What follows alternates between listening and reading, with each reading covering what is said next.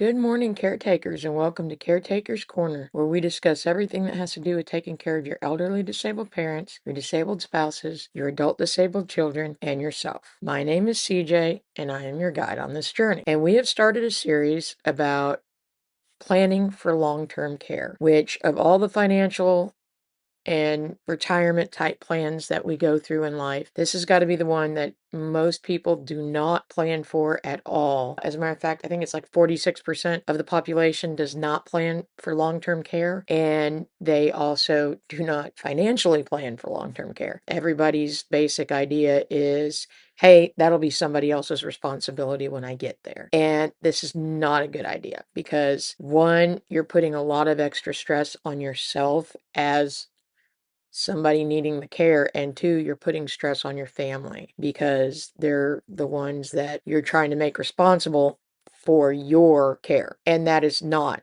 a responsible decision. So in my previous video, in my first video, I introduced the whole concept. In my previous video, I kind of expanded on that introduction.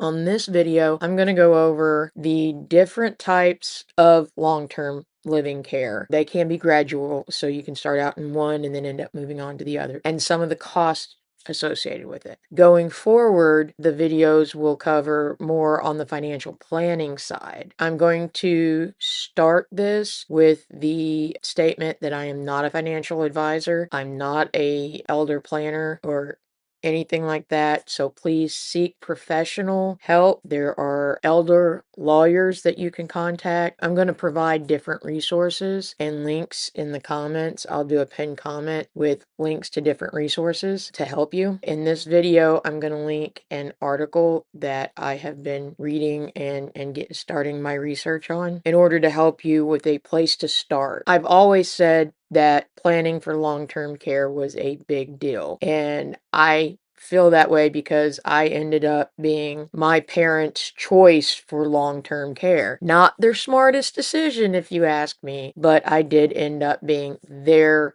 long-term care plan, and that was not good. They did not plan financially for it. They didn't even have a home to live in, either of my parents. They ended up living in my Breck County house because they literally had no other place to go, and they hadn't taken that into account. I am very, very adamant about planning for this. I myself have started planning for it, and the sooner you start, they say you should start right around age 55, but I suggest you start maybe a little bit sooner because the costs just go up exponentially as we get older. We want to make sure that the money is there for our own care. I guess the one way you want to plan for your own care is, what kind of care do you want to receive when you are elderly? Do you want to be put in some tiny nursing home that has a really bad Yelp score? Or do you want a more luxury type care? Do you want to be able to stay in your home and somebody take care of you? So you have to plan for that financially. There's a cost to that. We work hard all of our lives in order to get old, and then we have to worry about how we're going to pay to be old. We're in a danged if you do, danged if you don't situation. Like I said, I've had several videos where I've gone over the different living arrangements, but always from a caretaking point of view. So like, if your parents live at home, how do you help them with their caretaking?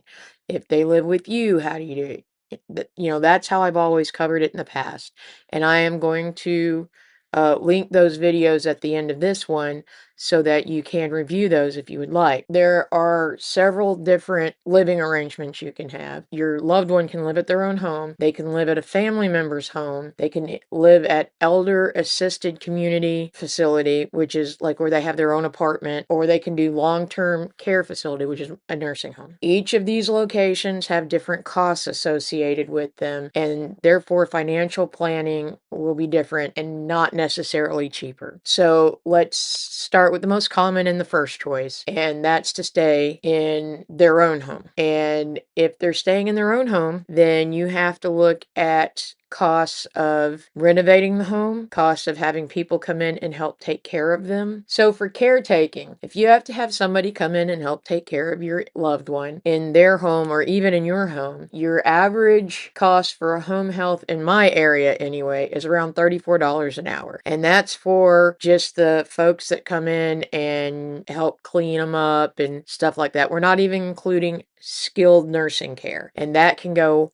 way high. We're just talking like the CNA personal care individual. I know like you also have to take into account like lawn care costs, maintenance costs to the house. At my other house, I pay $120 every 3 weeks for someone to go mow the lawn right now because I'm having some issues with my lawnmower. If you need somebody to come in and just clean and cook for them to help them out, that can be anywhere from $15 to $20 an hour. And that's just to get extra help. And that's not including any renovations that are needed. If they come to stay at your house as a loved one, you can look at having to do renovations on your house. And the renovations I'm going to get ready to go over are very common and will probably be needed even if they stay in their own home. We are talking about grab bars in the bathroom, a walk-in shower, disabled toilet seat, or a extension toilet seat that you put on yours. If you have carpeting, you may have to have that changed to either a hardwood wood or a laminate floor, as carpeting is actually really hard for people to walk on when they're elderly because they tend to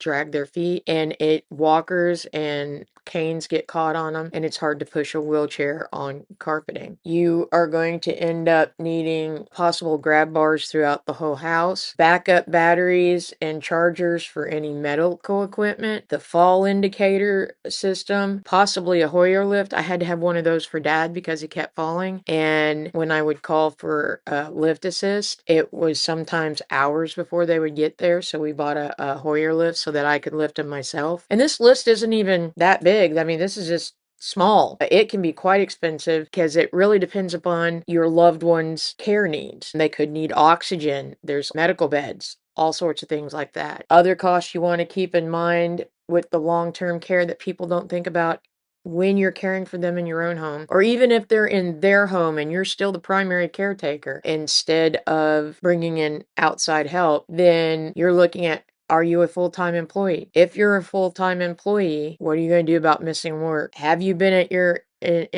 employer long enough to qualify for FMLA? Are you going to go part-time? Do you have enough PTO? Are you the only caretaker, or do you have siblings or aunts and uncles that can help you out? And that way you can continue to work full-time. Many caretakers don't discover that part of the financial aspect until they start to become a caretaker. If you're the primary earner in your family and then you start missing work, you can lose a buttload of your pay just missing work for taking care of a family member. I'm not downing it. I know I have FMLA at my current job, which is about to end soon, and you have to work at a facility for 1 year to qualify for FMLA. And Barbara has all sorts of doctor's appointments, and I have missed quite a bit of work taking her to her doctor's appointment. I am not saying that to make I wouldn't say that to make her feel guilty. I have no problem missing the work to take her. But as a new caretaker, or as someone who is planning on doing more extensive caretaking for your loved one, you need to keep these items in mind. A hit to your own wallet is part of the cost of being a caretaker. Plus, you figure you have all the costs for the renovations, plus you're going to lose your income, and you have to add that loss of income into that budget. And even if you're caring for your loved one in your own home, if you don't have extra help among your family, you may still have to hire people to come in and help you care for your family member. If they require special medical care, you may have to have like an RN or an LPN come in to help out. You may still need a PA or a CNA to come in and help with bathing, depending on how difficult your family member is, especially if you're by yourself. If you're moving your loved one into your own home, or if they're planning on staying in their home, there are some community services or resources that might be able to help you out, such as adult daycare, senior citizen centers, church-related programs, and respite care. And respite care is usually where the insurance may pay for somebody to come in and give you a break for so many hours a week. These programs can help with care during the day so that you can work, and they can possibly do it at lower costs than having someone come in and sit with your family member. If you decide upon living or retirement community, this can range in price by what kind of services you get at the retirement communities, and each one is different for each area, so I can't really throw a number out. Usually it's you're buying a condo, so think of it in terms of you're paying for a condo and then an HOA type deal. I'll have more information as I'm researching on that one. The advantages to that are they usually have a cafeteria type area where your family member can go eat if they don't feel like cooking their own food. There's usually, if they need to go somewhere, there's usually access to somebody to drive them. There's social activities and on-site staff to help and watch over your loved one so they can make sure they're safe. There's usually, like, if they fall or something in their bathroom in their own area, there's usually something they can pull to get help there. That is a good option, and in all honesty, I think I've mentioned it before, this is one of those options that we've discussed here in my house of us all going into a retirement community at some point. That way we can have the extra help we would need without putting a burden on any of our family members. And then there's always the dreaded choice that we all hate, and that is long-term care facilities, better known as nursing homes. These facilities can have a very bad stigma with them, and there's a very good reason they have a bad stigma with them, because it's one of those things, if there's one nursing home out there that treats their patients bad, every nursing home gets a bad rap. And you can look up, I believe there is a way of looking up any complaints against any facility that you may be looking at. Now, these facilities can provide extensive medical care for our loved ones, and they get 24-hour care, 24-hour professional care, I need to specify. They make sure that your loved one takes their medicines, that they get physical therapy, that they get occupational therapy, that they get 3 meals a day plus snacks. They make sure that in case that you can't get them to a doctor's visit, they can get them to a doctor's visit, and they can sit with them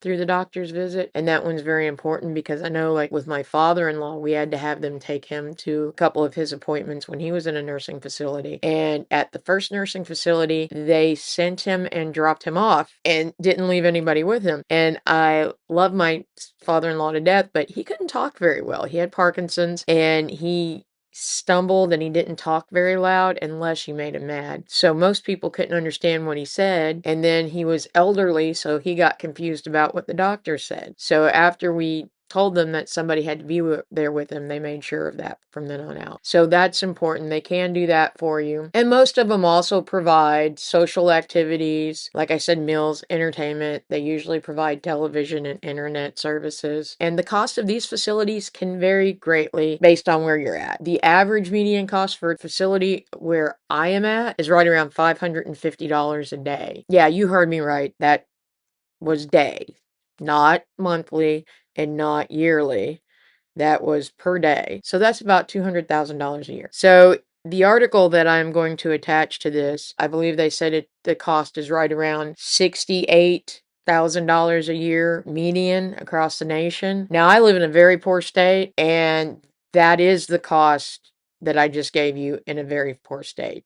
Right around $550, because we are a poor state, but we are also a very old state. Our population is very elderly, so we have a supply and demand problem. We have a lot more need for those rooms than we have rooms for the elderly, so they can charge a lot more money. Now, I am not knocking that. I mean, it's basic business, but from a caretaker point of view, this will create a problem. And I have mentioned that I have a friend at work who has a huge problem with this right now. That is not cheap. $550 a day. So you figure in my area, you could probably find something for about $450 to $550. And we're not talking about a top-notch, have everything under the sun long-term care facility. We're talking about they have the average stuff that most places have. That is half of the rent for an apartment. That's almost what my house payment was. And my house payment was monthly, not daily. So, I mean, that's a crazy sum. Long-term care is not cheap.